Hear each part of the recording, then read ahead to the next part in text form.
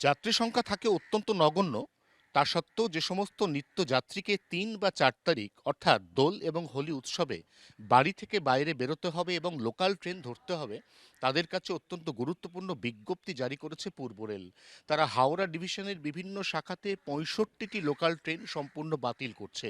একইভাবে শিয়ালদা ডিভিশনের পক্ষ থেকে জানিয়ে দেওয়া হয়েছে ৩ এবং ৪ তারিখ তারা রবিবারের ধাঁচে লোকাল ট্রেন চালাবে। কিন্তু হাওড়া শাখার যাত্রীদের কাছে চিন্তার কারণ একসঙ্গে ৬৫টি লোকাল ট্রেন বাতিল হয়ে যাওয়া। কারণ ৩ এবং ৪ খাতায় কলমে উৎসব হলেও প্রচুর মানুষকে বাধ্যতামূলকভাবে বাড়ি থেকে বেরোতে হয়।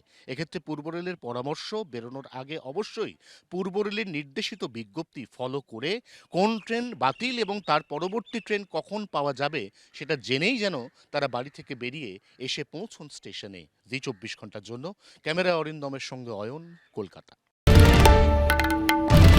বাংলার আওয়াজ, বাঙালির আবেগ, জি 24 ঘন্টা।